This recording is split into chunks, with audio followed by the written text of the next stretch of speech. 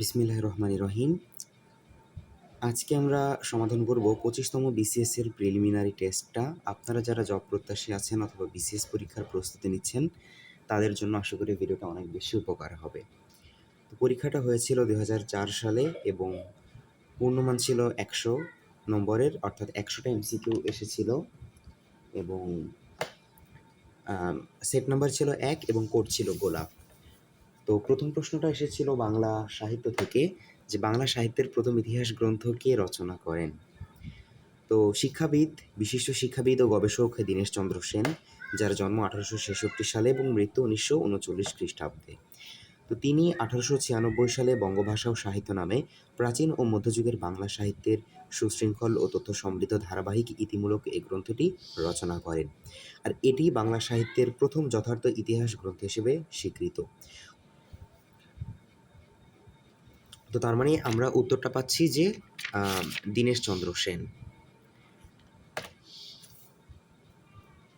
তো অন্যদিকে doctor Sukumar Sen, doctor Mohammad Shahidullah এবং অসিত কুমার বন্দ্যোপাধ্যায় রচিত ইতিহাস বিষয়ক উল্লেখযোগ্য গ্রন্থগুলো হলো যথাক্রমে বাংলা সাহিত্যের ইতিহাস 1940 সাল, বাংলা ভাষার ইতিবৃত্ত 1959 সাল এবং বাংলা সাহিত্যের ইতিবৃত্ত প্রথম খণ্ড, এটা 1959 সাল। তো নিচে ব্যাখ্যা দেওয়া আছে, তো সেই হিসেবে আমরা বলতে পারি যে বাংলা সাহিত্যের প্রথম ইতিহাস গ্রন্থ রচনা করেন দীনেশচন্দ্র সেন। তো এইবার আমরা পরবর্তীতে যদি আমরা চলে যাই, যে বঙ্গদর্শন পত্রিকার প্রথম সম্পাদক কে ছিলেন। তো 1872 সালে বাংলা উপন্যাস সাহিত্যের স্থপতি বঙ্কিমচন্দ্র চট্টোপাধ্যায় প্রথম বঙ্গদর্শন পত্রিকাটি প্রকাশ করেন এবং তিনি এ পত্রিকার প্রথম সম্পাদক। 3 নম্বর প্রশ্ন, কোন কবিতা রচনার জন্য কাজী নজরুল ইসলামের অগ্নিবীণা কাব্য নিষিদ্ধ করা হয়। তো আসলে বিদ্রোহী কবি নজরুল ইসলামের বিখ্যাত কাব্যগ্রন্থ অগ্নিবীণাতে প্রলয়োল্লাস বিদ্রোহী এবং রক্তাম্বরধারিণী মা কবিতা তিনটে অন্তর্ভুক্ত। তো ধূমকেতুর 26শে সেপ্টেম্বর 1922 সংখ্যায় নজরুলের রাজনৈতিক কবিতা আনন্দময়ীর আগমনে প্রকাশ হলে 8ই নভেম্বর পত্রিকার ওই সংখ্যা নিষিদ্ধ করা হয় এবং কবিতা রচনার জন্য ব্রিটিশ সরকার কর্তৃক 1 বছর কারাদণ্ডে দণ্ডিত হন। তো উল্লেখ্য, অনেকে লিখে থাকেন যে অগ্নিবীণা ব্রিটিশ সরকার কর্তৃক বাজেয়াপ্ত হয়েছিল। তো এই তথ্যটি সত্য নয়, কারণ গ্রন্থটি কোনোদিন নিষিদ্ধ হয়নি। তো সেই হিসেবে আমরা আসলে বলতে পারি যে উত্তরটা হবে আনন্দময়ীর আগমনে, কারণ এইটা যে পত্রিকাতে ছাপা হয়েছিল সেই পত্রিকাটা ওই দিনের জন্য নিষিদ্ধ হয়েছিল।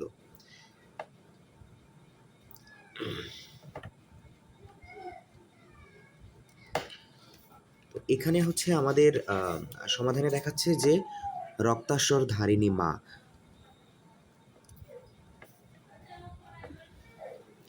তো এই প্রশ্নটা আসলে একটু কনফিউশন আছে। আসলে কোনো গ্রন্থই কখনো নিষিদ্ধ করা হয়নি কাজী নজরুল ইসলামের। আচ্ছা, মৃন্ময়ী রবীন্দ্রনাথ ঠাকুরের কোন ছোট গল্পের নায়িকা। তো রবীন্দ্রনাথ ঠাকুরের সমাপ্তি ছোট গল্পের নায়িকা মৃন্ময়ী এবং নায়ক হচ্ছে অপূর্ব কৃষ্ণ। অন্যদিকে তার দেনা পাওনা ছোট গল্পের নায়িকা নীরু। তো পোস্টমাস্টার গল্পের বালিকা চরিত্র রতন এবং মধ্যবর্তিনী গল্পের নায়িকা হরসুন্দরী ও শৈলবালা এবং নায়ক হচ্ছে নিবারণ। তো সেই হিসেবে আমরা বলতে পারি যে উত্তরটা হবে সমাপ্তি। আচ্ছা, উত্তম পুরুষ উপন্যাসের রচয়িতা কে। তো রশিদ করিমের একটি অন্যতম উপন্যাসই হচ্ছে উত্তম পুরুষ। 1961 সালে প্রকাশিত এই উপন্যাসটি নগর জীবনের বৈশিষ্ট্য অবলম্বনে রচিত। তার অন্যান্য উল্লেখযোগ্য উপন্যাসের মধ্যে রয়েছে প্রসন্ন পাষাণ, আমার যত গ্লানি, মায়ের কাছে যাচ্ছি ইত্যাদি। শওকত ওসমান রচিত উল্লেখযোগ্য উপন্যাস হচ্ছে জননী, কৃতদাস, জাহান্নম হইতে বিদায় ইত্যাদি। জহির রায়হান রচিত উল্লেখযোগ্য উপন্যাস হাজার বছর ধরে, আরেক ফাল্গুন, বরফ গলা নদী ইত্যাদি। শহীদুল্লাহ কায়সার রচিত উল্লেখযোগ্য উপন্যাস সারেং বউ ও সংসপ্তক। তো তাহলে আমরা জানলাম যে উত্তম পুরুষ উপন্যাসের রচয়িতা হচ্ছে রশিদ করিম। কাশবনের কন্যা কোন জাতীয় রচনা। ঔপন্যাসিক শামসুদ্দিন আবুল কালাম রচিত অন্যতম উপন্যাস কাশবনের কন্যা।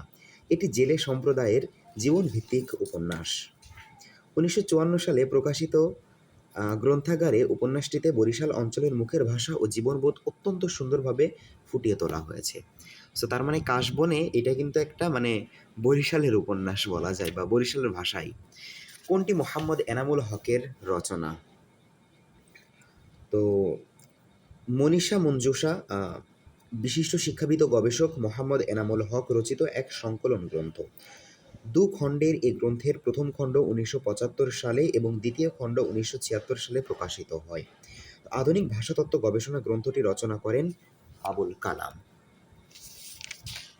তো তো এনার পুরো নাম হচ্ছে আবুল কালাম মঞ্জুর মোরশেদ। তো তো বাংলাদেশের আঞ্চলিক ভাষার অভিধান, অর্থাৎ যেটা আমরা 4 নম্বরে দেখতে পাচ্ছি, এই গ্রন্থটি সম্পাদনা করেন ডক্টর মোহাম্মদ শহীদুল্লাহ। উল্লেখ্য, ডক্টর মোহাম্মদ শহীদুল্লাহ রচিত আরেকটি ভাষাতত্ত্ব গ্রন্থ হচ্ছে বাংলা ভাষার ইতিবৃত্ত। তো তার মানে আমরা বলতে পারি যে মোহাম্মদ এনামুল হকের রচনা হচ্ছে মনীষা মঞ্জুষা। আচ্ছা, বাংলা সাহিত্যের সনেট রচনার প্রবর্তক কে? তো ইতালীয় সনেটো শব্দটি থেকেই সনেট শব্দের উৎপত্তি। সনেটো শব্দের অর্থ গীতি, স্পন্দিত মৃদু ধ্বনি। বাংলা সনেট হলো গীতি কবিতার একটি শাখা, যে কবিতায় কবি হৃদয়ের একটিমাত্র ভাব বা অনুভূতি অখণ্ড থেকে চতুর্দশ অক্ষর ও চতুর্দশ চরণ দ্বারা একটি বিশেষ পদের মধ্য দিয়ে কবিতা হিসেবে আত্মপ্রকাশ লাভ করে তাকে চতুর্দশপদী কবিতা বা সনেট বলে। ইতালীয় রেনেসাঁর সন্ধিক্ষণ চতুর্দশ শতকে কবি পৈতৃক সনেটের উদ্ভাবক। বাংলা সাহিত্যাঙ্গনে বাংলায় সনেট রচনা শুরু করেন মাইকেল মধুসূদন দত্ত এবং তার হাতেই এসেছে সনেট রচনার যুগান্তর সাফল্য। এই কারণেই তাকে বাংলা সাহিত্যে সনেট রচনার প্রবর্তক বলা হয়। 1860 সালে তিনি সনেট রচনার পরিকল্পনা গ্রহণ করলেও 1865 সালে ফ্রান্সের ভার্সাই নগরীতে অবস্থানকালে প্রথম বাংলা সনেট রচনা করেন। তো তার রচিত 102টি সনেটের সমন্বয়ে 1866 সালের 1 আগস্ট চতুর্দশপদী কবিতাবলী প্রকাশিত হয়। তিনি বাংলা সনেট ছাড়াও বেশ কয়েকটি ইংরেজি সনেটও রচনা করেন। পরবর্তী সময়ে বাংলা সনেট রচনায় দেবেন্দ্রনাথ সেন, মোহিতলাল মজুমদার, রবীন্দ্রনাথ ঠাকুর, জীবনানন্দ দাশ, আল মাহমুদ সহ আরও অনেকে সার্থকতার স্বাক্ষর রাখেন। তো তার মানে বলা যায় যে বাংলা সাহিত্যে সনেট রচনার প্রবর্তক মাইকেল মধুসূদন দত্ত। জসীমউদ্দীনের কবর কবিতা কোন পত্রিকায় প্রথম প্রকাশিত হয়? পল্লীকবি জসীমউদ্দীনের একটি বিখ্যাত কবিতা কবর প্রথম প্রকাশিত হয় কল্লোল পত্রিকার 1332 বঙ্গাব্দের শ্রাবণ সংখ্যায়। তো কবিতাটি তার প্রথম কাব্যগ্রন্থ রাখালিতে অন্তর্ভুক্ত হয়। তিনি যখন 10ম শ্রেণীর ছাত্র তখন এই কবিতাটি রচনা করা হয়েছিল। তো ক্ষীয়মান এর বিপরীত শব্দটা কি? ক্ষীয়মান এর বিপরীত শব্দ হচ্ছে বর্ধমান। তো ক্ষীয়মান শব্দটি বিশেষ্য পদ, যার অর্থ ক্ষয়প্রাপ্ত হচ্ছে এমন।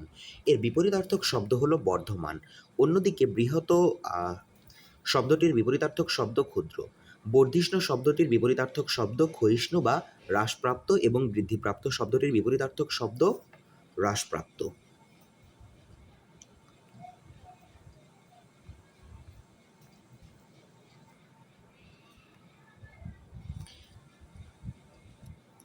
আচ্ছা, নষ্ট হওয়ায় স্বভাব যার এক কথায় কী হবে? নষ্ট হওয়া স্বভাব যার এক কথায় প্রকাশ হবে নশ্বর। নশ্বর এর অপর অর্থ হচ্ছে নাশশীল, অনিত্য বা অস্থায়ী। অন্যদিকে নিদাঘ অর্থ গ্রীষ্মকাল বা উত্তাপ। নষ্টমান অর্থ নষ্ট হয়ে যাচ্ছে বা বিনশ্বর অর্থ বিনাশধর্মী বা অনিত্য। যে সমাসের পূর্বপদ সংখ্যাবাচক এবং সমস্ত পদের দ্বারা সমাহার বোঝায় তাকে কি বলে? তাকে বলা হয় দ্বিগু সমাস। তো যে সমাসের সমাহার অর্থাৎ সমষ্টি অর্থে সংখ্যাবাচক পূর্বপদের সাথে উত্তর পদের সমাস হয় এবং উত্তর পদের অর্থ প্রধান রূপে প্রতীয়মান হয় তাকে দ্বিগু সমাস বলে। যেমন সে অর্থাৎ 3 তারের সমাহার সে তার। নিচে কোন বাক্যটি শুদ্ধ বলা হয়েছে? তো একটা বাক্যে আছে তাহার জীবন সংশয়পূর্ণ, তাহার জীবন সংশয়ময়, তাহার জীবন সংশয়াপূর্ণ, তাহার জীবন সংশয় ভরা। তো সংশয় শব্দটি একটি বিশেষ্য পদ, তো যার বিশেষণ হলো সংশয়াপূর্ণ। তো সংশয়াপূর্ণ শব্দটির অর্থ সন্দেহপূর্ণ বা দ্বিধাপূর্ণ। উপরিউক্ত বাক্যে তাহার জীবন সংশয়াপূর্ণ দ্বারা গভীর অনিশ্চয়তা প্রকাশ করা হয়েছে। চাঁদমুখ এর ব্যাসবাক্য হল চাঁদের মতো মুখ। সাধারণ গুণের উল্লেখ ব্যতীত উপমেয়র সাথে উপমান পদের যে সমাস হয় তাকে বলে উপমিত কর্মধারয় সমাস। চাঁদমুখ এর ব্যাসবাক্য হল চাঁদের মতো মুখ। এটি উপমিত কর্মধারয় সমাসের অন্তর্গত। সর্বাঙ্গে ব্যথা ঔষধ দিব কোথা, এই বাক্যে ঔষধ শব্দ কোন কারকে কোন বিভক্তির উদাহরণ? তো এটা হচ্ছে কর্মকারকে শূন্য। এর কারণ কর্তা যা করে বা যাকে আশ্রয় করে ক্রিয়া সম্পন্ন হয় তাকে কর্মকারক বলে। যেমন তুমি বই পড়ো, এখানে বই কর্মকারক। তো এখানে যাকে সত্য ত্যাগ করে কিছু দান করা হয় তাকে সম্প্রদানকারক বলে। যেমন দরিদ্রকে ধন দাও। ক্রিয়ার সময় বিষয় ও স্থানকে অধিকরণ কারক বলে। যেমন প্রভাতে সূর্য উদিত হয়। আবার যে বিশেষ্য বা সর্বনাম পদ ক্রিয়া সম্পাদন করে তাকে কর্তা বা কর্তৃকারক বলে। যেমন শিশুরা খেলা করছে। সুতরাং প্রশ্নে ঔষধ কর্মকে কেন্দ্র করে দেওয়া ক্রিয়াটি সম্পন্ন হওয়ায় ঔষধ শব্দটি কর্মকারক অর্থাৎ শূন্য বিভক্তি। তো এর অর্থ তার মানে সর্বাঙ্গে ব্যথা ঔষধ দিব কোথায়, ঔষধ শব্দটা হচ্ছে কর্মকারকে শূন্য। যেহেতু তুমি বেশি নম্বর পেয়েছো সুতরাং তুমি প্রথম হবে, এটা কোন ধরনের বাক্য? তো দেখো, দুই বা ততোধিক বাক্য যখন ও এবং আর কিন্তু সুতরাং তথাপি ইত্যাদি অব্যয়ের সাহায্যে যুক্ত থাকে তখন তাকে যৌগিক বাক্য বলে। তো এখানে আমরা কোথাও কিন্তু এগুলো পাচ্ছি না। তো উল্লেখ্য যৌগিক বাক্যে দুটি স্বাধীন বাক্য থাকে। যেমন তার বয়স বেড়েছে কিন্তু বুদ্ধি বাড়েনি। তো তো অতএব উপরের বাক্যটাকে কিন্তু আমরা এই ক্ষেত্রে জটিল বাক্য নয়, যৌগিক বাক্য বলতে পারি। তো আমরা একটু দেখি। আচ্ছা, এখানে কিন্তু জটিল বাক্য উত্তরে দেওয়া আছে। তো এইটা আসলে কি একটু কনফিউশনের বিষয়, কারণ হচ্ছে যে যেহেতু তুমি বেশি নম্বর পেয়েছো সুতরাং তুমি প্রথম হবে। এর কারণ হচ্ছে যে দেখো, যৌগিক বাক্যে কিন্তু দুটি স্বাধীন বাক্য থাকে, কিন্তু এখানে দুটি বাক্য কিন্তু একটার সাথে আরেকটা কানেক্টেড। তো তার মানে বলতে পারি যে এইটা আমাদের কিন্তু নির্ণয় করাটা ভুল হয়েছিল। পরেরটা দেখো, সন্ধ্যার আগে ঝিলিমিলি ঝিলমের স্রোতখানি বাঁকা রবীন্দ্রনাথের কোন কাব্যের কবিতা? তো এটা হচ্ছে যে প্রদত্ত পঙ্ক্তিটি কবিগুরু রবীন্দ্রনাথ ঠাকুরের বলাকা কাব্যগ্রন্থের বলাকা নামক কবিতার প্রথম পঙ্ক্তি। বলাকা কাব্যগ্রন্থটি প্রকাশিত হয় 1915 সালে। বাংলা ছন্দ কত রকমের? বাংলা ছন্দ 3 রকমের। বাক্য পরম্পরায় ভাষাগত ধ্বনিপ্রবাহের সুসামঞ্জস্য সঙ্গীতমধুর ও তরঙ্গ ঝঙ্কৃত ভঙ্গি রচনা করা হয় যে পরিমিত পদবিন্যাস রীতিতে তাকেই বলে ছন্দ। তো বাংলা ছন্দকে প্রধানত 3 ভাগে ভাগ করা হয়: মাত্রাবৃত্ত ছন্দ, স্বরবৃত্ত ছন্দ এবং অক্ষরবৃত্ত ছন্দ, অর্থাৎ মরিক মেটার, স্ট্রেসড মেটার এবং মিক্সড অর কম্পোজিট মেটার। কোনটি শুদ্ধ বানান? আচ্ছা, যেটাতে হচ্ছে যে দুইটাতেই ব ফলা আছে, দ্বন্দ্ব বানানটা কিন্তু আমরা এটার সাথে পরিচিত, কারণ দ্বন্দ্ব শব্দটি একটি বিশেষ্য পদ, তো যার অর্থ ঝগড়া, বিবাদ, যুদ্ধ ইত্যাদি। তো শব্দটির বিশ্লেষণকৃত রূপ হচ্ছে দয়বয় হস্যি যোগ দয়বয় হস্যি। আচ্ছা, অমিত্রাক্ষর ছন্দের বৈশিষ্ট্য হলো, অমিত্রাক্ষর ছন্দ হলো অন্তমিলহীন, তার মানে হচ্ছে অন্তমিল নেই। তো অমিত্রাক্ষর ছন্দ হলো অন্তমিলহীন এবং জ্যোতির বাঁধাধরা নিয়ম লঙ্ঘনকারী ছন্দবিশেষ। এর ইংরেজি পরিভাষা ব্ল্যাঙ্ক ভার্স। অমিত্রাক্ষরে ভাবের প্রবাহমানতা নেই এবং 14 মাত্রার চরণ থাকে এবং চরণ শেষে অন্তমিল থাকে না। তার মানে আমরা বলতে পারি যে অমিত্রাক্ষরের বৈশিষ্ট্য হচ্ছে অন্তমিল নেই। পুনর্ভবা নাগর ও টাঙ্গন কোন নদীর উপনদী? আচ্ছা, পুনর্ভবা নাগর ও টাঙ্গন নদী মহানন্দার উপনদী এবং অন্যদিকে ভৈরব, কুমার ও বড়াল নদী হচ্ছে পদ্মার উপনদী। প্রাচীন পুণ্ড্রনগর কোথায় অবস্থিত? প্রাচীন পুণ্ড্রনগর হচ্ছে বগুড়াতে অবস্থিত, মানে বগুড়ার মহাস্থানগড়ে অবস্থিত। তো বগুড়ার মহাস্থানগড়ে বাংলাদেশের সর্বপ্রাচীন বৃহৎ নগর পুণ্ড্রনগরের ধ্বংসাবশেষ বিদ্যমান। 1879 সালে প্রত্নতত্ত্ববিদ স্যার আলেকজান্ডার কানিংহাম এ নগর সভ্যতার ধ্বংসাবশেষ শনাক্ত করেন। তো এখানে প্রাপ্ত ব্রাহ্মী লিপিতে উৎকীর্ণ শিলালিপি থেকে এ সভ্যতার সত্যতা প্রমাণিত হয়। অন্যদিকে কুমিল্লা জেলার অদূরে অবস্থিত একটি ঐতিহাসিক স্থান ময়নামতি। আর ভারতীয় উপমহাদেশের সবচেয়ে বিশাল আয়তনের প্রত্নতাত্ত্বিক নিদর্শনই হলো পাহাড়পুর অর্থাৎ সোমপুর বিহার। নওগাঁ জেলায় অবস্থিত এই বিহার বাংলাদেশের বৌদ্ধ ও হিন্দু সংস্কৃতির এক আকর্ষণীয় নিদর্শন। উপমহাদেশীয়দের মধ্যে ঢাকা বিশ্ববিদ্যালয়ের প্রথম ভাইস চ্যান্সেলর কে? উপমহাদেশীয়দের মধ্যে ঢাকা বিশ্ববিদ্যালয়ের প্রথম ভাইস চ্যান্সেলর ছিলেন স্যার আহমদ ফজলুর অর্থাৎ এ.এফ রহমান, এবং 1934 থেকে 1936 সাল পর্যন্ত তিনি ঢাকা বিশ্ববিদ্যালয়ের উপাচার্য ছিলেন। প্রধান নির্বাচন কমিশনারের মেয়াদকাল কত বছর? প্রধান নির্বাচন কমিশনার একটি সাংবিধানিক পদ। বাংলাদেশের সংবিধানের 118 থেকে 126 অনুচ্ছেদ পর্যন্ত নির্বাচন কমিশন সংক্রান্ত আলোচনা করা হয়েছে, যে সংবিধানের 118(3) অনুচ্ছেদে বলা হয়েছে, এই সংবিধানের বিধানবলী সাপেক্ষে কোনো নির্বাচন কমিশনারের পদের মেয়াদ তাহার কার্যভার গ্রহণের তারিখ হইতে 5 বৎসর হইবে।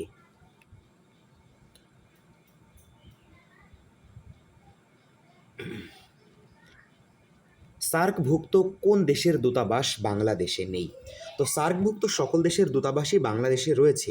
তো উল্লেখ্য, 1 এপ্রিল 2008 মালদ্বীপের দূতাবাস বাংলাদেশে চালু হলেও পরবর্তীতে 2014 সালের 31 মার্চ আবার বন্ধ করে দেওয়া হয়। পুনরায় 1 জানুয়ারি 2015 মালদ্বীপ তাদের দূতাবাস বাংলাদেশে চালু করে। তো সার্কভুক্ত দেশগুলো হচ্ছে বাংলাদেশ, ভারত, পাকিস্তান, শ্রীলঙ্কা, নেপাল, ভুটান, মালদ্বীপ ও আফগানিস্তান। তো সেই হিসেবে বর্তমানে সার্কভুক্ত সকল দেশের দূতাবাসই বাংলাদেশে আছে। তো এই ক্ষেত্রে হচ্ছে যে, যেহেতু এটা 2004 সালে পরীক্ষাটা অনুষ্ঠিত হয়েছিল, তো সেই সময়কার রেসপেক্টে বলা যায় যে তখন মালদ্বীপটা হবে, কিন্তু এখন কোনোটিই নয়।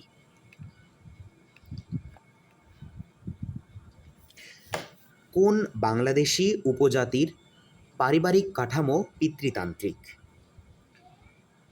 মারমা আছে, খাসিয়া আছে, সাঁওতাল আছে এবং গারো আছে। তো অপশনে প্রদত্ত 4টি উপজাতির মধ্যে মারমা ও সাঁওতাল উভয়ই পিতৃতান্ত্রিক। তো খাসিয়া ও গারো উপজাতির পারিবারিক কাঠামো মাতৃতান্ত্রিক। বাংলাদেশে বসবাসরত 50টি উপজাতির মধ্যে গারো ও খাসিয়া ব্যতীত সকল উপজাতির পারিবারিক কাঠামো পিতৃতান্ত্রিক। তো এখানে আমার উত্তর মারমা এবং সাঁওতাল উভয়ই হবে, তুমি যে কোনো একটি উত্তর করতে পারো। নিচের কোন পর্যটক সোনারগাঁও এসেছিলেন? এটা হচ্ছে যে, অনেকে আমরা হিউয়েন সাংকে মনে করি, কিন্তু আসলে জগৎবিখ্যাত পর্যটক ইবনে বতুতা ছিলেন মরক্কোর অধিবাসী। তো ইবনে বতুতা সোনারগাঁওয়ে আসেন 1346 সালে। তো মধ্যযুগের আর যেসব বিখ্যাত পরিব্রাজক সোনারগাঁও ভ্রমণ করেন তারা হচ্ছেন চীনের মা হুয়ান 1406 সালে এবং হু হিয়েন 1415 সালে। অন্যদিকে ফা হিয়েন ভারত পরিভ্রমণকারী চীন দেশীয় বৌদ্ধ ভিক্ষু ও পণ্ডিত। মার্ক পোলো মধ্যযুগের ইউরোপীয় ভূপর্যটকদের একজন। তার বর্ণনাকৃত ভ্রমণ বৃত্তান্ত থেকেই ইউরোপবাসী চীন, তিব্বত, ভারত, সিংহল, ব্রহ্মদেশ ও শ্যামদেশ সহ এশিয়ার বিভিন্ন অঞ্চলের জীবনযাপন সম্পর্কে প্রথম জানতে পারেন। আর হিউয়েন সাং হলেন ভারত পরিভ্রমণকারী প্রাচীন চীন দেশীয় বৌদ্ধ ভিক্ষু ও পণ্ডিত। তিনি ভারতে এসে গান্ধার, তক্ষশিলা, কাশ্মীর, মথুরা, অযোধ্যা, নেপাল ইত্যাদি বৌদ্ধ শাস্ত্র চর্চা কেন্দ্র ও যুদ্ধের স্মৃতি বিজড়িত তীর্থস্থানসমূহ পরিদর্শন করেন। তো সেই হিসেবে এখানে উত্তর হবে ইবনে বতুতা। বাংলাদেশে বর্তমানে কয় স্তর বিশিষ্ট স্থানীয় সরকার ব্যবস্থা চালু আছে? তো বাংলাদেশে বর্তমানে গ্রামাঞ্চলে 3 স্তর বিশিষ্ট স্থানীয় সরকার ব্যবস্থা চালু আছে। প্রথম স্তর ইউনিয়ন পরিষদ, দ্বিতীয় স্তর উপজেলা পরিষদ ও তৃতীয় স্তর জেলা পরিষদ। এবং আর শহরাঞ্চলে 2 স্তর বিশিষ্ট স্থানীয় সরকার ব্যবস্থা, প্রথম স্তর পৌরসভা এবং দ্বিতীয় স্তর সিটি কর্পোরেশন। অর্থাৎ গ্রাম ও শহরাঞ্চল মিলিয়ে 5 স্তর বিশিষ্ট স্থানীয় সরকার ব্যবস্থা দেশে চালু আছে। কিন্তু যদি গ্রামের কথা বলা হতো সেখানে হবে শুধুমাত্র 3 এবং শহরের ক্ষেত্রে শুধুমাত্র 2।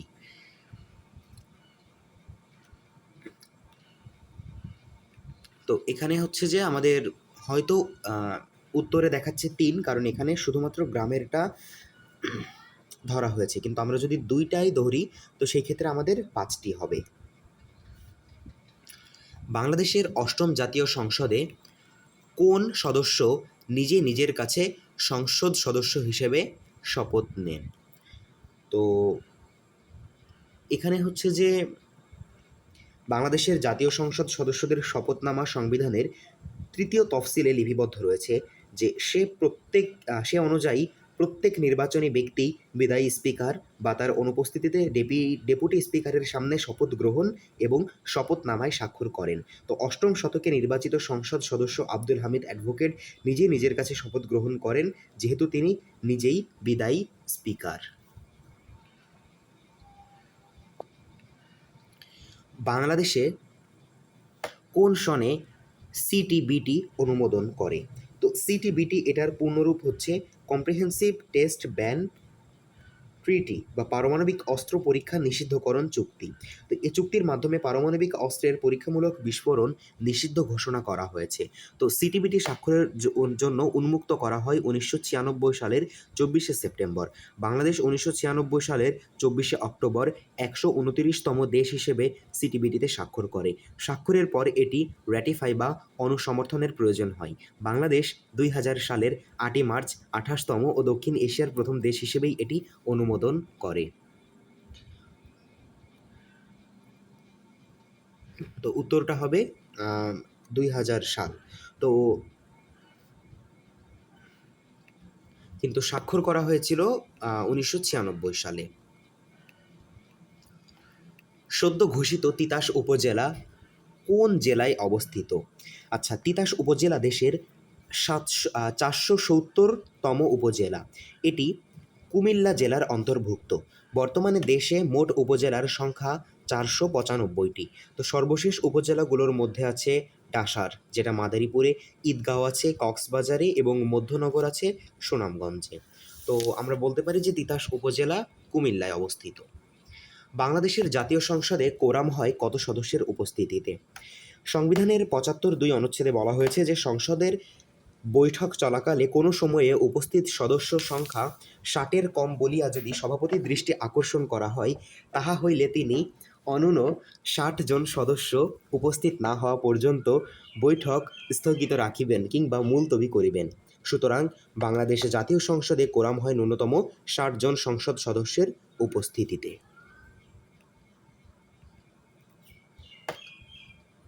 বাংলাদেশের একমাত্র কিশোরী সংশোধন প্রতিষ্ঠানটি কোথায় অবস্থিত?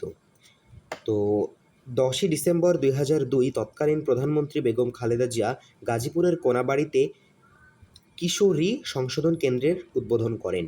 তো বাংলাদেশে কিশোর ও কিশোরী উন্নয়ন কেন্দ্র রয়েছে 3টি।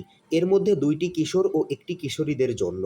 কিশোর উন্নয়ন কেন্দ্র দুটি গাজীপুরের টঙ্গী ও যশোরের পুলের হাটে অবস্থিত। গাজীপুরে অবস্থিত উল্লেখযোগ্য প্রতিষ্ঠানের মধ্যে রয়েছে ধান গবেষণা কেন্দ্র BRRI জয়দেবপুর, কৃষি গবেষণা ইনস্টিটিউট বা BARI Joydebpur, security printing corporation Bangladesh limited, machine tools factory, সমরাস্ত্র কারখানা ইত্যাদি। তো কিশোরী সংশোধন প্রতিষ্ঠানটি হচ্ছে কোনাবাড়ীতে। বাঙালি ও যমুনা নদীর সংযোগ কোথায়? তো আমাদের একটা জিনিস জানতে হবে যে যমুনা নদী এইটার উৎপত্তি হচ্ছে ব্রহ্মপুত্র ভূমিকম্পের মাধ্যমে। যখন ব্রহ্মপুত্র নদটা 2 ভাগে ভাগ হয়ে যায় তখন ময়মনসিংহের ওই দিক দিয়ে চলে যায় পুরাতন ব্রহ্মপুত্র নদ এবং হচ্ছে বগুড়ার এইদিকে চলে আসে বগুড়ার এদিকে চলে আসে যমুনা নদী। তো রংপুর জেলার ঘাঘট নদীর অব্যাহত প্রবাহটি বগুড়া এসে বাঙালি নাম ধারণ করেছে। তো এরপর নদীটি দক্ষিণে প্রবাহিত হওয়ার সময় যমুনার শাখা নদী বাওলাই নদীকেই উপনদী হিসেবে গ্রহণ করার মাধ্যমে যমুনার সাথে মিলিত হয়েছে। তো আমরা বলতে পারি যে বগুড়াই হবে বাঙালি ও যমুনা নদীর সংযোগস্থল। সাবমেরিন কেবল প্রকল্পটি কোন মন্ত্রণালয়ের কার্যক্রম? এটা হচ্ছে ডাক ও টেলিযোগাযোগ মন্ত্রণালয়ের অধিভুক্তে, কারণ ২০০১ সালের ১৬ই আগস্ট বাংলাদেশ টেলিগ্রাফ ও টেলিফোন বোর্ড সাবমেরিন ক্যাবলের ওপর একটি খসড়া রিপোর্ট ডাক ও টেলিযোগাযোগ মন্ত্রণালয়ে উপস্থাপন করে। সে আলোকে ২০০২ সালে ইসলামী উন্নয়ন ব্যাংক অর্থায়নে সম্মত হয়। ২০০৫ সালে প্রকল্প বাস্তবায়িত হয় এবং $৩৫ মিলিয়ন ব্যয়ে মধ্যপ্রাচ্যের সাথে ইউরোপভুক্ত ১৪টি দেশ এবং ১৬টি সংস্থা সি-মি-উই-4 নামে ২২,০০০ কিলোমিটার বিস্তৃত অপটিক্যাল ফাইবার নেটওয়ার্কের সাথে যুক্ত হয় বাংলাদেশ। তো উল্লেখ্য, বাংলাদেশ এই প্রকল্প সংক্রান্ত চুক্তিতে স্বাক্ষর করে ২৭শে মার্চ ২০০৪ এবং ২১শে মে ২০০৬ কক্সবাজারের ঝিলংজাই ল্যান্ডিং স্টেশন উদ্বোধনের মধ্য দিয়ে আনুষ্ঠানিকভাবেই এই প্রযুক্তি মহাসড়কে যুক্ত হয়। তো ১লা জুলাই ২০০৮-এ গঠিত হয় বাংলাদেশ সাবমেরিন ক্যাবল লিমিটেড, আর বাংলাদেশ সি-মি-উই-5 প্রকল্পের মাধ্যমে দ্বিতীয় সাবমেরিন ক্যাবলে যুক্ত হয় ২১শে ফেব্রুয়ারি ২০১৭ সালে। তাই সাবমেরিন কেবল প্রকল্পটি ডাক ও টেলিযোগাযোগ মন্ত্রণালয়ের কার্যক্রমে। পরবর্তী প্রশ্ন, ২০০৪ সালে সর্বপ্রথম কোন দেশের রাষ্ট্রপ্রধান বাংলাদেশ সফর করেন?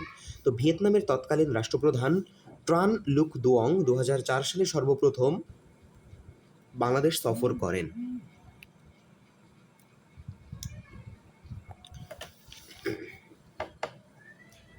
মূল সংযোজন কর বাংলাদেশ কখন থেকে চালু করা হয়?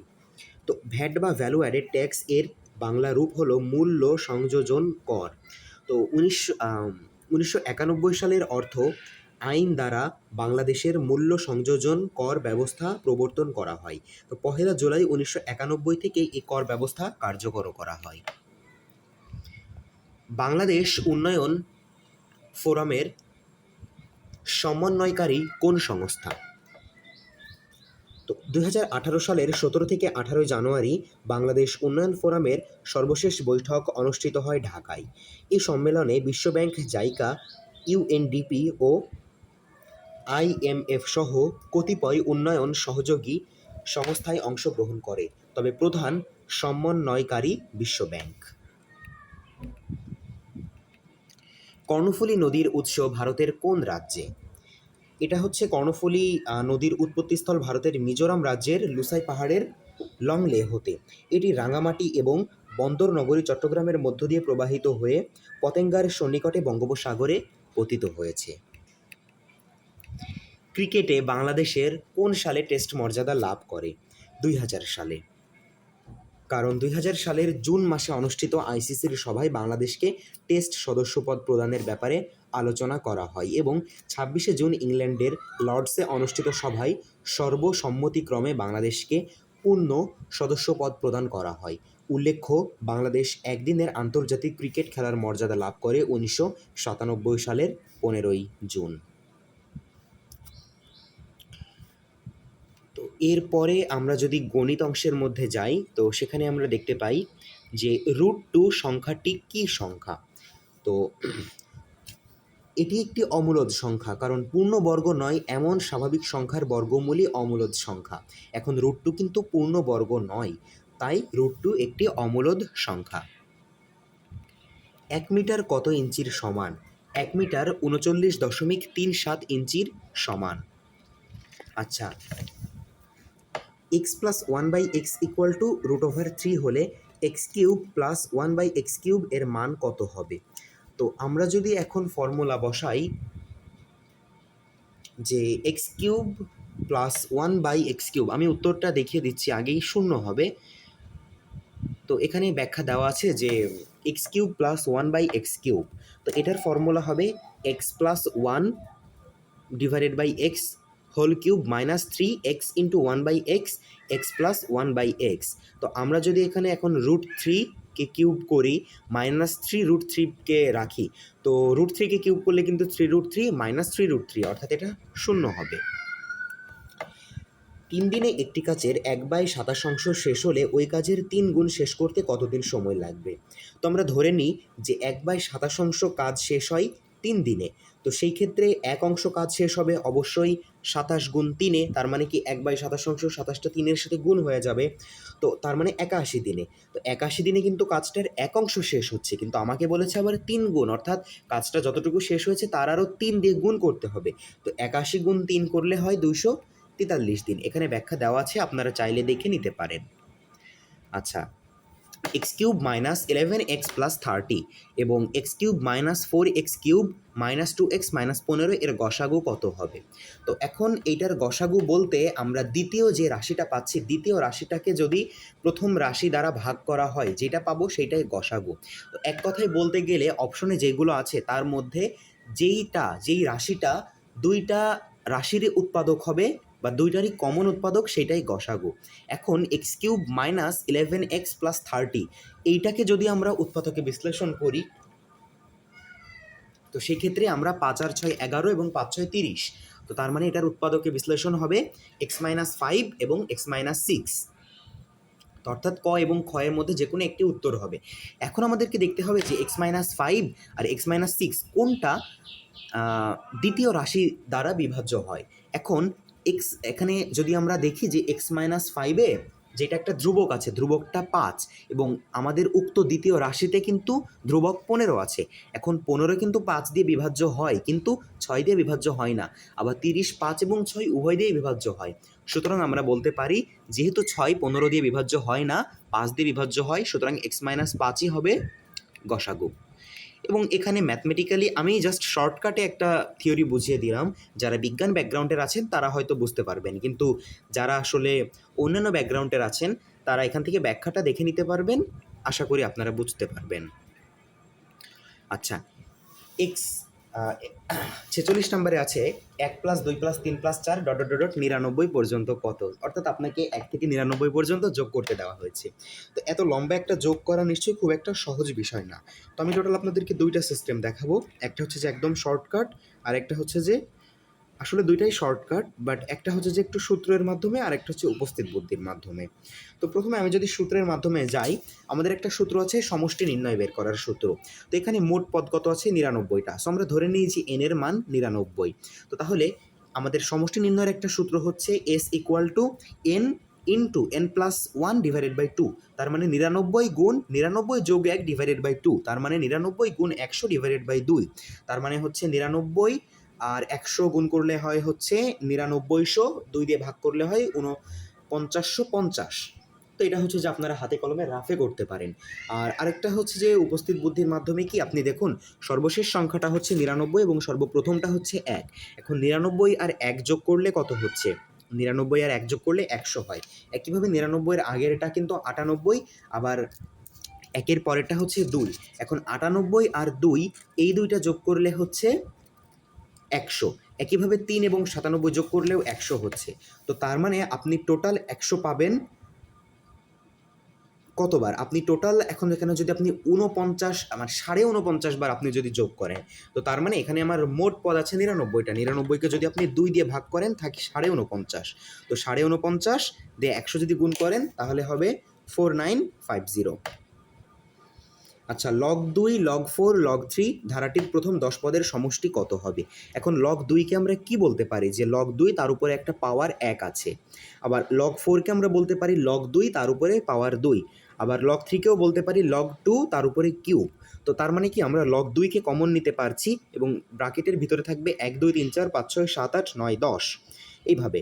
তো তার মানে আমরা যদি এখন হচ্ছে 10 9 8 7 6 5 4 3 2 সবগুলো যদি যোগ করি, এই যোগফলটা হয় 55। এটা আপনারা জেনে রাখবেন, তার মানে কত হচ্ছে 55 লগ 2।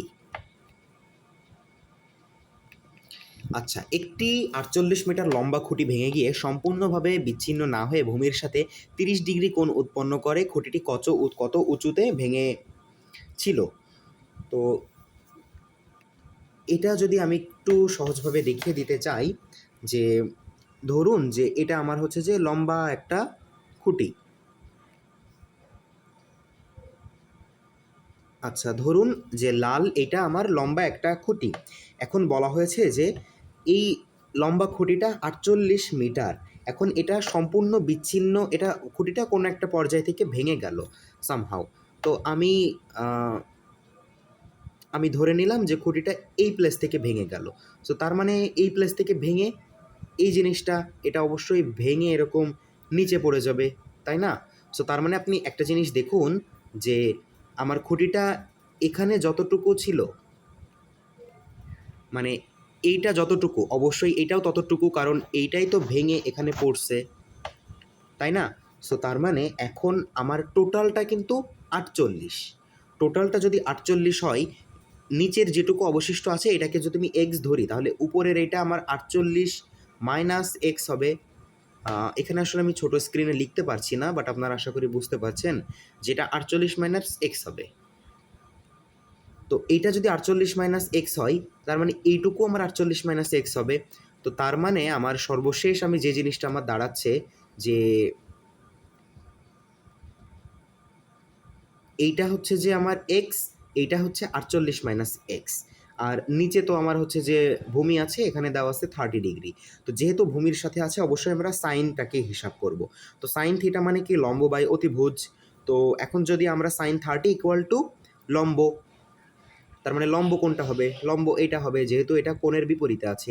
এটাকে আমরা ধরে নিলাম কত? এক্স। তার মানে এক্স। আর অতিভুজ অবশ্যই 48 মাইনাস এক্সটা হবে। 48 minus x equal to sine 30। Sine 30-র মান হচ্ছে হাফ।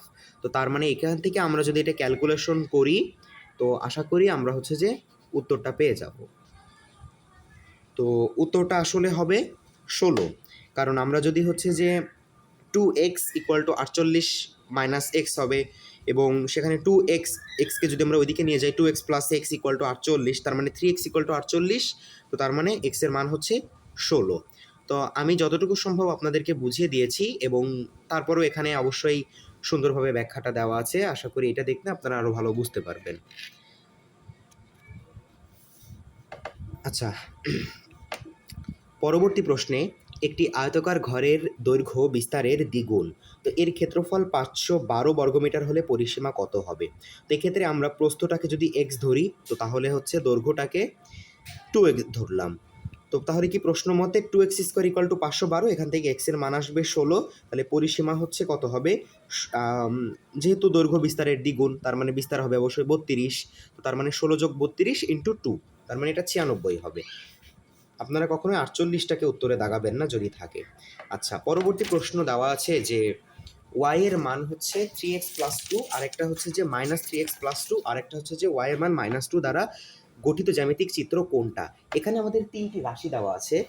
তো 3টি রাশি দিয়ে অবশ্যই ত্রিভুজ উৎপন্ন হবে, কিন্তু ত্রিভুজটা কেমন হবে? এখন আপনারা একটা জিনিস দেখুন, প্রথম রাশির ঢাল এবং দ্বিতীয় রাশির ঢাল কিন্তু একই যদি আপনারা পরম মান করেন। তো সেই ক্ষেত্রে কি প্রথম রাশি যতটুকু দ্বিতীয় রাশিও ততটুকুই হবে। তো তার মানে বলা যায় যে এটা সমদ্বিবাহু ত্রিভুজ।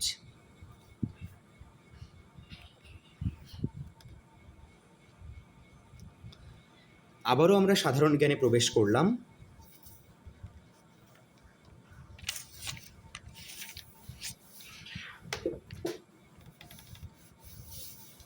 জোট নিরপেক্ষ দেশসমূহের প্রথম শীর্ষ সম্মেলন কোথায় অনুষ্ঠিত হয়? জোট নিরপেক্ষ দেশসমূহের সংগঠন নাম অর্থাৎ নন অ্যালাইনড মুভমেন্ট গঠিত হয় 1955 সালে ইন্দোনেশিয়ার বান্দুংয়ে অনুষ্ঠিত সম্মেলনের মাধ্যমে। তো এই সংগঠনের প্রথম শীর্ষ সম্মেলন 1961 সালে তৎকালীন যুগোস্লাভিয়ার রাজধানী বেলগ্রেডে অনুষ্ঠিত হয়।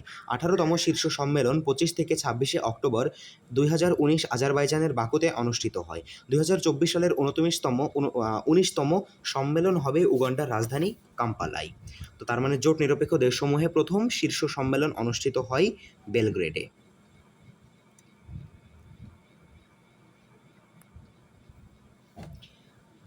পানামা খাল কোন মহাসাগরকে যুক্ত করেছে? 1914 সালে যুক্তরাষ্ট্র পানামা সরকারের সাথে এক চুক্তি বলে পানামার সংকীর্ণ স্থলভাগ কেটে প্রশান্ত মহাসাগর ও আটলান্টিক মহাসাগরকে সংযুক্ত করে, যা পানামা খাল নামে পরিচিত। এই খালের দৈর্ঘ্য 81 কিলোমিটার। চুক্তি অনুযায়ী যুক্তরাষ্ট্র 1999 সালের 15 ডিসেম্বর এই খালের নিয়ন্ত্রণ পানামার কাছে হস্তান্তর করে। তো তার মানে আটলান্টিক ও প্রশান্ত মহাসাগরকে যুক্ত করেছে। কে লৌহ মানবী বলে পরিচিত? মার্গারেট থ্যাচার লৌহ মানবী বলে পরিচিত।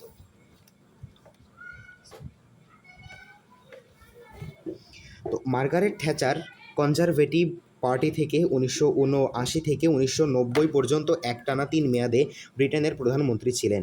তিনি ইউরোপের প্রথম নারী প্রধানমন্ত্রী এবং ব্রিটেনের সবচেয়ে দীর্ঘমেয়াদী প্রধানমন্ত্রী।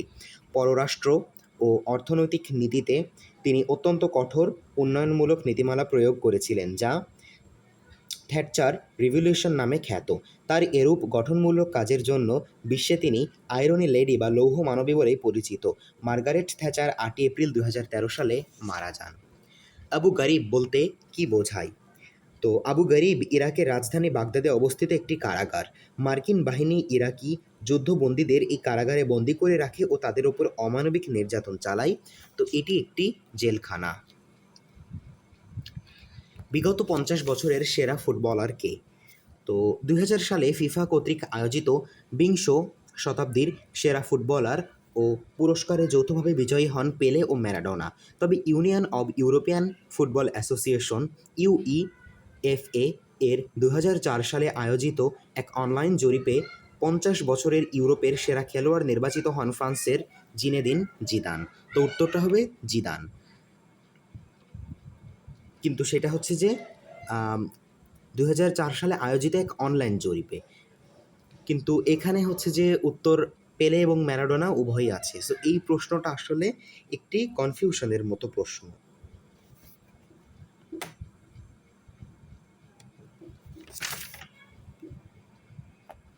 পরবর্তী প্রশ্ন আছে, ইউনেস্কোর প্রধান কার্যালয় কোথায় অবস্থিত? ইউনেস্কো এর পূর্ণরূপ United Nations educational, scientific and cultural organization. এটি জাতিসংঘের শিক্ষা, বিজ্ঞান ও সংস্কৃতি বিষয়ক অঙ্গ সংগঠন। এর সদর দপ্তর ফ্রান্সের প্যারিসে অবস্থিত। অন্যদিকে নিউ ইয়র্কে ইউএন, ইউএনডিপি, ইউএনএফপিএ, ইউনিসেফ, রোমে এফএও, আইএফএডি ও ডাব্লিউএফপি এবং জেনেভায় ILO, ITU, WHO, WMO, WIPO, WTO, UNHCR, UNCTAD ও রেড ক্রসের সদর দপ্তর অবস্থিত। তো তার মানে ইউনেস্কোর প্রধান সদর দপ্তর হচ্ছে ফ্রান্সের প্যারিসে অবস্থিত। রাষ্ট্রপ্রধান না হয়েও কোন ব্যক্তি রাষ্ট্রপ্রধানের মর্যাদা ভোগ করেন? ইয়াসির আরাফাত 60-এর দশকে ইসরায়েলের দখল থেকে মাতৃভূমির আত্মনিয়ন্ত্রণের অধিকার প্রতিষ্ঠার লক্ষ্যে সশস্ত্র গেরিলা সংগ্রাম শুরু করেন। বৃহত্তর গেরিলা আক্রমণ পরিচালনার জন্য 1964 সালে কয়েকটি গেরিলা গ্রুপকে একত্রিত করে গঠন করেন পিএলও। 1980 সালে জাতিসংঘ পিএলও প্রধান ইয়াসির আরাফাতকে ভবিষ্যৎ ফিলিস্তিন রাষ্ট্রের প্রধান হিসেবে স্বীকৃতি প্রদান করেন। তখন থেকেই মৃত্যুর আগ পর্যন্ত ইয়াসির আরাফাত রাষ্ট্রপ্রধানের মর্যাদা ভোগ করেন। ডিজ আর্মিং ইরাক গ্রন্থটির রচয়িতা কে? ডিজ আর্মিং ইরাক গ্রন্থটির রচয়িতা হচ্ছে হ্যান্স ব্লিক্স। সুইডেনের সাবেক পররাষ্ট্রমন্ত্রী হ্যান্স ব্লিক ইরাকে তদন্ত কমিশন পরিচালনা এবং এতদ সম্পর্কিত আন্তর্জাতিক সংগঠন ও পরাশক্তি রাষ্ট্রের কূটনৈতিক তৎপরতার অভিজ্ঞতার উপর ভিত্তি করেই লিখেন ডিজ আর্মিং ইরাক নামক বইটি। উল্লেখ্য, সালমান রুশদির স্যাটানিস ভার্সেস এবং হিলারি ক্লিন্টনের লিভিং হিস্ট্রি আলোচিত দুটি বই।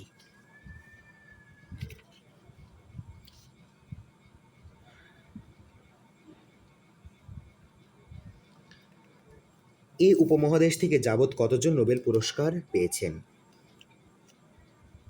এই উপমহাদেশ থেকে এ পর্যন্ত 12 জন ব্যক্তি নোবেল পুরস্কার পেয়েছেন।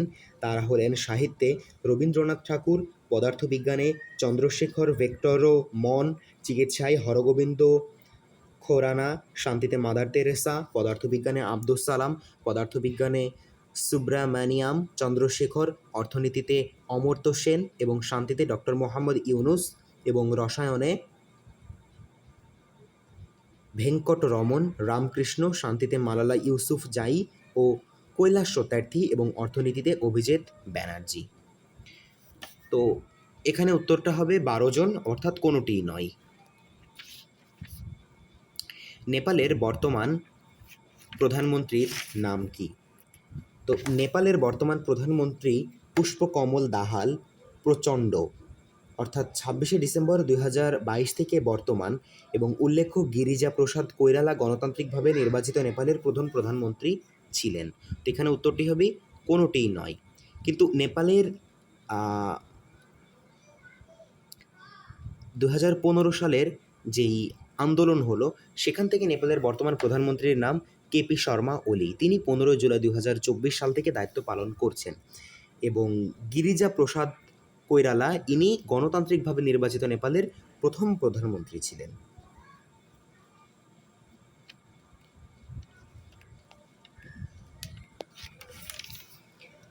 পরবর্তীতে আমরা 61 নম্বর প্রশ্নে দেখতে পাচ্ছি যে ইরাকে কখন মার্কিন ব্রিটিশ যৌথ সামরিক অভিযান শুরু হয়। তো ইরাকে 2003 সালের 20 মার্চ স্থানীয় সময় ভোর 5:30টায় মার্কিন ব্রিটিশ বাহিনী কর্তৃক যৌথ সামরিক অভিযান শুরু হয়। বর্তমান জাতিসংঘের মহাসচিব কোন দেশের নাগরিক? বর্তমান আসলে 13ই অক্টোবর 2016 জাতিসংঘের নবম মহাসচিব নির্বাচিত হন পর্তুগালের সাবেক প্রধানমন্ত্রী অ্যান্টোনিও গুতেরেস। 31শে ডিসেম্বর 2016 অষ্টম মহাসচিব বান কি মুনের মেয়াদ পূর্ণ হলে 1 জানুয়ারি 2017 জাতিসংঘের মহাসচিব হিসেবে দায়িত্ব গ্রহণ করেন তিনি। তো এখানে আসলে উত্তরটা হবে কোনোটি নয়। বিশ্বের নতুনতম রাষ্ট্র কোনটি? তো দীর্ঘদিনের চলমান সংঘাত অবসানে 2011 সালের 15 জানুয়ারি অনুষ্ঠিত গণভোটের ভিত্তিতে দক্ষিণ সুদান 9 জুলাই 2011 থেকে বিশ্বের নবীনতম অর্থাৎ 195তম স্বাধীন দেশ হিসেবে যাত্রা শুরু করার সুযোগ পায় এবং জাতিসংঘের 193তম সদস্য দেশ হয়। তো এখানে উত্তর হবে কোনোটি নয়। আরব লীগের প্রতিষ্ঠাতা সদস্য দেশ কোন দেশ নয়? প্রতিষ্ঠাতা সদস্য কোন দেশ নয়?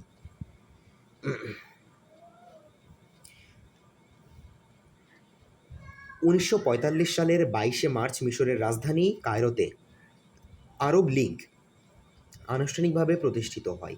এর প্রতিষ্ঠাতা সদস্য 7টি দেশ, এগুলো হচ্ছে মিশর, সিরিয়া, লেবান, ইরাক, জর্দান, সৌদি আরব এবং ইয়েমেন।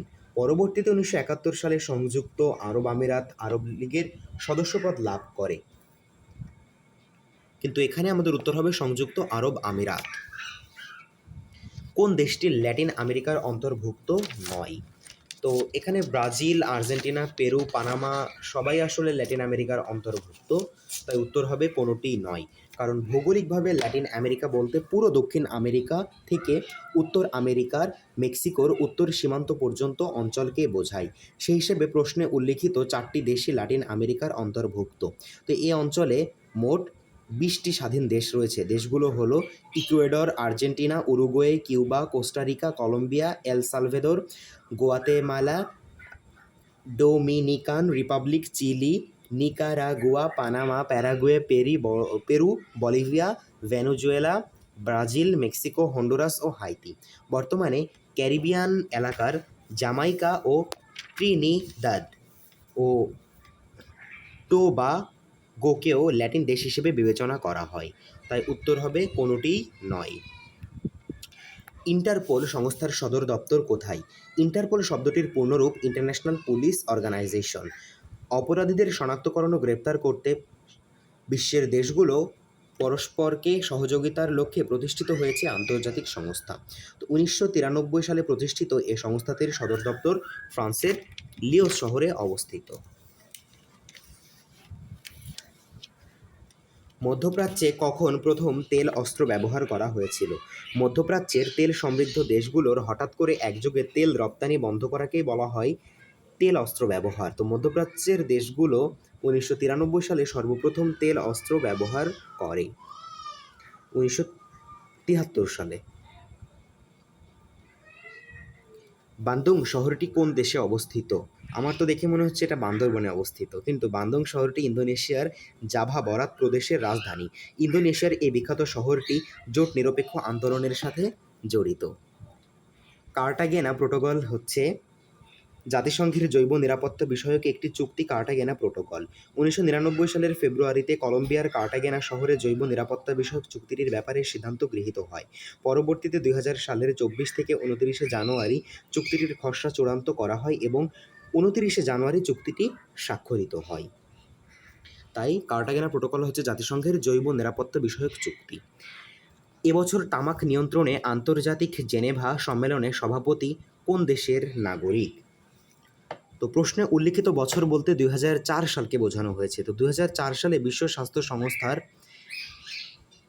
57তম সম্মেলনে সভাপতিত্ব করেন পাকিস্তানের স্বাস্থ্যমন্ত্রী মোহাম্মদ নাসির খান। 2003 সালের 56তম সম্মেলনে সভাপতি ছিলেন বাংলাদেশের তৎকালীন স্বাস্থ্যমন্ত্রী ডক্টর খন্দকার মোশাররফ হোসেন। তাই উত্তর হবে পাকিস্তান।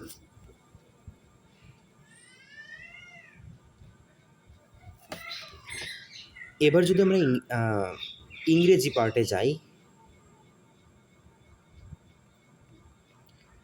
সেখানে আমরা দেখব, এটা তো আমরা দেখলাম পাকিস্তান। ইংরেজি পার্টে আমরা দেখতে পাচ্ছি যে স্টকিংস আর ড্যাশ সক্স। তো এখানে স্টকিংস অর্থ হাঁটু পর্যন্ত বা তার ওপর গলা পর্যন্ত মোজা। তো যেহেতু মোজা হাঁটুর ওপর পর্যন্ত বিস্তৃত বোঝাচ্ছে, তাই এটি শর্ট বা স্মল হওয়া বাঞ্ছনীয় নয়। আবার মোজার ক্ষেত্রে এখানে বড় হওয়ার ক্ষেত্রে লম্বার বিষয়টিই মুখ্য, তাই এখানে লং অর্থাৎ উত্তর হবে ক। Many students will now be starting to dash about their exams result. তো ওরি মানে উদ্বিগ্ন হওয়া, রিফ্লেক্ট মানে প্রতিফলিত হওয়া, ইনকোয়ার মানে খোঁজখবর নেওয়া এবং কমেন্ট মানে মন্তব্য করা। তো সাধারণত পরীক্ষার পর ফলাফল সম্বন্ধে মন্তব্য করা বা খোঁজখবর নেওয়ার চেয়ে উদ্বিগ্ন থাকাই স্বাভাবিক। তো সুতরাং উত্তরটি হবে ক। She told me his name after he dash. কোনো সেন্টেন্সে আফটার এর পূর্ববর্তী ক্লজটি পাস্ট ইনডিফিনাইট টেন্স হলে আফটার এর পরবর্তী ক্লজটি পাস্ট পারফেক্ট টেন্স হবে। তো তার মানে পরবর্তীটা হবে had left. Climate is a dash of the environment. তো ক্লাইমেট অর্থ হলো জলবায়ু, যা একটি নির্দিষ্ট এলাকার কয়েক বছরের আবহাওয়ার গড় অবস্থাকে নির্দেশ করে। তো এখানে স্টেট মানে অবস্থা, সিচুয়েশন মানেও অবস্থা, তবে এটি গ্রাম শহরের অবস্থান বোঝাতে ব্যবহৃত হয়। আর গ নম্বরে আছে র্যাঙ্ক অর্থাৎ সারি বা ক্রম, আর সাইজ মানেও হচ্ছে আকার। তো এখানে স্টেট দিয়ে জলবায়ুর অবস্থা বোঝায়, তাই সঠিক উত্তর হবে ক। I finally killed the fly dash a rolled up newspaper. তো কোনো কিছু দ্বারা হত্যা করা বোঝাতে কিল এর সাথে উইথ প্রিপোজিশন ব্যবহৃত হয়, সুতরাং রোল্ড আপ নিউজপেপার দ্বারা হত্যা করা বোঝাতে উইথই সঠিক।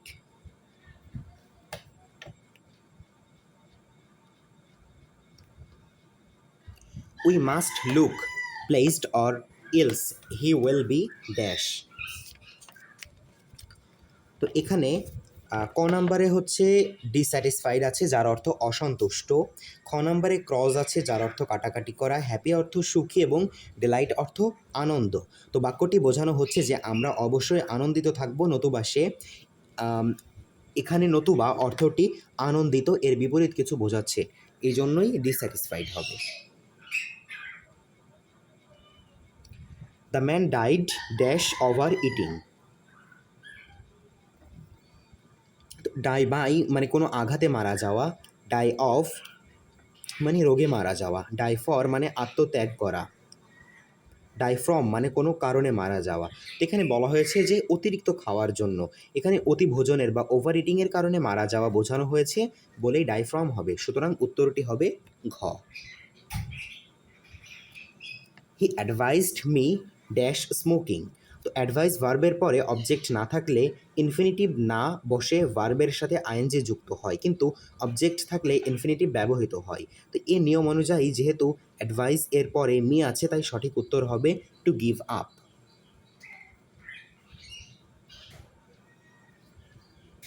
The expression after one's own heart means. After one's own heart অর্থ কারো সর্বোত্তম পছন্দের অনুরূপ কিছু, বা of exactly the type one likes best এ অর্থে সঠিক উত্তরটি হবে গ, অর্থাৎ to one's own liking. The day of my sister's marriage is drawing near. The underline word is. তো এখানে নেয়ার এখানে অ্যাডভার্ব, এর কারণটা হচ্ছে যে কারণ এটি ড্রয়িং ভার্বকে মডিফাই করেছে। তো সাধারণত নাউন প্রোনাউন বা ইন্টারজেকশন ছাড়া অন্য যে কোনো ওয়ার্ডকে মডিফাই করলেই তা অ্যাডভার্ব, সুতরাং উত্তরটা হবে অ্যাডভার্ব। পরবর্তী প্রশ্ন আছে যে Which of the following sentence is the correct one? My father was in hospital during 6 weeks in summer. In summer, during 6 weeks, my father was in hospital. My father was in a hospital during 6 weeks in summer. My father was in hospital for 6 weeks during the summer. তো বাক্যের অর্থ অনুসারে সঠিক উত্তর ঘ, কারণ এখানে period of time বোঝাতে ফর 6 উইকস এর গ্রীষ্মকাল বোঝাতেই ডিউরিং শব্দটি ব্যবহার করা হয়েছে। He intends to dash in the country for 2 months। তো এখানে লিভ মানে বসবাস করা, রিসাইড যা অনেকটা স্থায়ী জীবনযাপনকে বোঝায়। স্টে মানে অবস্থান করা, বিশেষত স্বল্প সময়ের জন্য। স্টপ মানে থামা বা থামানো, এবং হল্ট মানে থামানো। তো বাক্যের ধরন অনুযায়ী গ এবং ঘ হওয়ার কোনো সম্ভাবনা নেই। ক এবং খ এর মধ্য দিয়ে খ অধিকতর সঠিক, কারণ 2 মাস অবস্থান করা স্টে বোঝায়। বসবাস করা বসালে অর্থবোধক হয় না, অর্থাৎ যদি দীর্ঘ সময় বসবাস করা হয় আমরা লাইভ দিব, অল্প সময় হলে স্টে দিব। What are you so angry? তো কোনো ব্যক্তির সামবডির ওপর রাগান্বিত হলে অ্যাংরি এর সাথে উইথ বা অ্যাট বসে। তো কিন্তু কোনো কিছু নিয়ে রাগান্বিত হলে অ্যাংরি এর সাথে অ্যাবাউট বসে। তো সুতরাং উত্তরটা হবে about. The parents become extremely dash when their son had not returned by 11 o'clock। তো এখানে অ্যাংরি মানে রাগান্বিত, অ্যানয় মানে বিরক্ত করা, ডিস্টার্ব মানে বিরক্ত করা, অ্যাংজিয়াস মানে উদ্বিগ্ন। তো 11টার মধ্যে সন্তান ঘরে না ফিরলে বাবা মার উদ্বিগ্ন হবারই কথা, সুতরাং উত্তরটা হবে অ্যাংজিয়াস। I remember the holiday I spent in your time, she said. তো এখানে সেন্টেন্সটি পজিটিভ অর্থে ব্যবহার করা হয়েছে, যেমন তোমার বাড়িতে কাটানোর স্মৃতি আমার সবসময় মনে পড়ে। তো এখানে কি অপশনসগুলো যেগুলো আছে সেগুলো সবাই অ্যাডভার্ব। তো এখানে কোন অ্যাডভার্বটা সবথেকে অ্যাপ্রোপ্রিয়েট হবে? দেখো, এভার এবং হার্ডলি সাধারণত নেগেটিভ অর্থে ব্যবহৃত হয়, তাছাড়া ইউজুয়ালি এখানে অপ্রাসঙ্গিক, সুতরাং সঠিক উত্তরটা হবে always. He knew it was a very dash operation, but he was determined to carry it out। তো এখানে সেন্টেন্স টির মধ্যে ডিফিকাল্ট অর্থ কঠিন, ডেঞ্জারাস অর্থ বিপজ্জনক, রিস্কি অর্থ ঝুঁকিপূর্ণ, এবং ট্রাবলসাম অর্থ কঠিন। তো যেহেতু অপারেশন কঠিন বা বিপজ্জনক অর্থ প্রকাশ করে না কিন্তু ঝুঁকিপূর্ণ হয়, তাই হবে রিস্কি। অপশনগুলো এমনভাবে দেওয়া যে চারটায় একই রকম অর্থ প্রকাশ করছে, কিন্তু সবথেকে বেশি পারফেকশন যেখানে আছে সেটাই আমাদেরকে সিলেক্ট করতে হবে। যেমন পরবর্তীতে আমরা দেখতে পাচ্ছি misanthropist means one who flirts with ladies, a person of narrow views, a hater of mankind, one who believe that God is in everything. তো এখানে মিজান্থ্রোপিস্ট মিন্স অর্থ হলো যে মানব জাতিকে ঘৃণা করে। তো সুতরাং উত্তরটা হবে a hater of mankind. First language means the dash language. তো এখানে ফার্স্ট ল্যাঙ্গুয়েজ বলতে মানব শিশু জন্মের পর যে ভাষা বা তার পরিবেশ ও পারিপার্শ্বিকতা থেকে শেখে তাই বোঝায়, সুতরাং এই অর্থে সঠিক উত্তর হবে গ বা natural. Shaheen would never have taken the job if what great demand it would make on his time। তো প্রিন্সিপাল ক্লজ যদি পারফেক্ট কন্ডিশনাল অর্থাৎ would have, could have, might have এর হয়, তাহলে ইফ যুক্ত কন্ডিশনাল সেন্টেন্সের ইফ যুক্ত ক্লজটি past perfect tense হবে। তো এখানে ক হলো পাস্ট ইনডিফিনাইট, খ হলো পাস্ট পারফেক্ট কন্টিনিউয়াস, গ হলো পাস্ট পারফেক্ট, এবং ঘ হলো পাস্ট কন্টিনিউয়াস টেন্স, সুতরাং উত্তরটা হবে গ। She has dash her hair a beautiful shade of brown। তো এখানে কালার্ড অর্থ রঙিন, গিভেন অর্থ দেওয়া, ড্রাইড অর্থ শুকনো, এবং ডাইড অর্থ রং করা।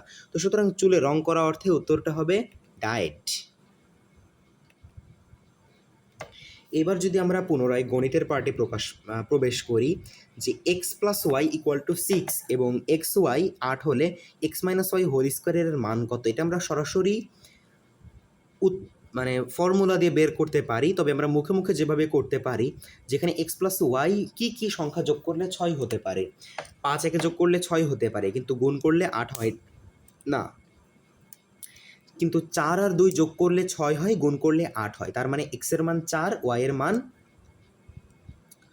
2। তো তার মানে এখন যদি 4 মাইনাস 2 আমি যদি এক্স মাইনাস ওয়াই বের করি, উত্তরটা হবে 2, এবং এটাকে যদি আমি বর্গ করি, উত্তরটা হবে 4। 6% হারে 9 মাসে 100 টাকার উপর সুদ কত টাকা হবে? তো এখানে 100 টাকায় আমার বলা হয়েছে যে 12 মাসের সুদ 6 টাকা, মানে বার্ষিক সুদ 6 টাকা। তো তার মানে 100 টাকায় 1 মাসের সুদ হবে নিশ্চয়ই 6/12 টাকা। তো তার মানে 9 মাসের সুদ হবে 6/12 গুণ 9, অর্থাৎ 6 দিয়ে 12 কাটলে হয় 1/2, তার মানে গুণ 9 দিলে 9/2 টাকা। সুতরাং 1 টাকা 9 মাসের সুদ হবে কত? 9/2, এবং 2 এর সাথে 100 গুণ হবে। তাহলে 10,000 টাকায় 9 মাসের সুদ হবে কত? 9 গুণ 10,000 দিয়ে আমি যদি এখন 9 দিয়ে ভাগ করে দিই, তো তার মানে 450 টাকা। তো আরেকটা শর্টকাট সিস্টেম হচ্ছে যে আই ইকুয়াল টু এনপিআর। তো তার মানে কি, আয়ের মান এখানে হচ্ছে যে আমাদের কত মূলধন কত আছে? মূলধন আছে 10,000 টাকা। এন এন মানে কত হবে? এন মানে হচ্ছে যে তোমার 9 মাস, মানে 9 মাস ডিভাইডেড বাই 12, আর আর আর মানে হচ্ছে 6 ডিভাইডেড বাই 100। এখানে আমরা 450 পেয়ে যাব। তো এটা মনে রাখলেই হবে যে আই ইকুয়াল টু এনপিআর। যদি 15টি পোশাকের মধ্যে শতকরা 40 ভাগ পোশাক শার্ট হয়, তাহলে 15টি পোশাকের মধ্যে কতটি শার্ট নয়? তো আমাদের দেখতে হবে যে 100 ভাগের মধ্যে 40 ভাগ যদি শার্ট হয়, তার মানে শার্ট 9 60 ভাগ, তার মানে 15 এর 60 কত হয়? 9 হয়। উত্তর হবে 9। তো প্রেসার কুকারের পানির স্ফুটনাঙ্কটা কী হয়? আচ্ছা, প্রেসার কুকারে সাধারণত পানি ফুটে, তো স্বাভাবিকভাবেই স্ফুটনাঙ্কটা বেশি হয়। অর্থাৎ আমরা বলতে পারি যে বায়ুর চাপ যত বৃদ্ধি পায়, পানি বা তরলের স্ফুটনাঙ্ক তত বৃদ্ধি পায়। তো প্রেসার কুকারে বাষ্পের বহির্গমন নিয়ন্ত্রণ করার মাধ্যমে অভ্যন্তরীণ চাপ বৃদ্ধির ফলে পানির স্ফুটনাঙ্ক বৃদ্ধি পেয়ে 103 ডিগ্রি সেলসিয়াস পর্যন্ত পৌঁছে। এ কারণেই প্রেসার কুকারে রান্না তাড়াতাড়ি হয়। কত তাপমাত্রায় পানির ঘনত্ব সবচেয়ে বেশি হয়? সাধারণত কোনো বস্তুর তাপমাত্রা হ্রাস করলে এর ঘনত্ব বৃদ্ধি পায়। তো পানির একমাত্র ব্যতিক্রমী প্রসারণ হচ্ছে পানির তাপমাত্রা কমিয়ে 4 সেন্টিগ্রেড আনলে এর ঘনত্ব সবচেয়ে বেশি হয়, এবং 4 সেন্টিগ্রেড থেকে তাপমাত্রা কমিয়ে আনলে এর ঘনত্ব কমতে থাকে। তো পানির ধর্মের জন্যই পানি কিন্তু বরফে ভাসে। সিএনজি এর অর্থ কী? সিএনজি এর পূর্ণরূপ হচ্ছে কম্প্রেসড ন্যাচারাল গ্যাস। উচ্চ চাপে প্রাকৃতিক গ্যাসকে তরলে রূপান্তরিত করে যানবাহনে জ্বালানি হিসেবে ব্যবহার করা হয়। এ ধরনের জ্বালানি থেকে অব্যবহৃত কার্বন কম নির্গত হয় বলেই এটি পরিবেশ বান্ধব। তার মানে কম্প্রেস করা প্রাকৃতিক গ্যাস। নার্ভাস সিস্টেমের স্ট্রাকচারাল এবং ফাংশনাল ইউনিটকে কী বলে? প্রতিটি কিডনি অনেকগুলো ক্ষুদ্র কার্যকরী এককের সমন্বয়ে গঠিত বা নেফ্রন নামে পরিচিত। তো নিউরন হলো স্নায়ুতন্ত্রের কার্যকরী উপাদান যা নার্ভ বা যা স্নায়ু দিয়ে গঠিত। তার মানে উত্তরটা হবে নিউরন।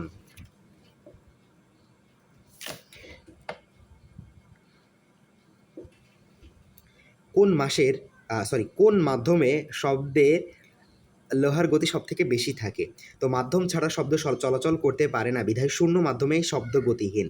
মাধ্যমের ঘনত্বের ওপর শব্দের গতি নির্ভরশীল, অর্থাৎ মাধ্যম যত ঘন হবে শব্দের গতি তত বেশি হবে। তাই লোহার ঘনত্ব বেশি হওয়ায় পানি বা বাতাসের চেয়ে লোহায় শব্দের গতি বেশি হবে। তো স্বাভাবিক অবস্থায় বাতাসে শব্দের গতি 332 মিটার পার সেকেন্ড, পানিতে 1450 মিটার পার সেকেন্ড, এবং লোহায় 5221 মিটার পার সেকেন্ড। সুন্দরবনের আয়তন প্রায় কত বর্গ কিলোমিটার? তো বিশ্বের সবচেয়ে বড় ম্যানগ্রোভ বনভূমি হল সুন্দরবন। পশ্চিমবঙ্গ ও বাংলাদেশের এলাকা মিলিয়ে এর আয়তন 10,000 বর্গ কিলোমিটার। তবে বাংলাদেশ অঞ্চলের আয়তন 6,016 বর্গ কিলোমিটার। তথ্য বন অধিদপ্তর থেকে। তো উল্লেখ্য যে ইউনেস্কোর বিশ্ব সম্পদ ও ঐতিহ্য কমিটি 1997 সালের 6 ডিসেম্বর সুন্দরবনকে 798তম বিশ্ব ঐতিহ্য হিসেবে ঘোষণা করা হয়। তার মানে উত্তর হবে কোনোটি নয়।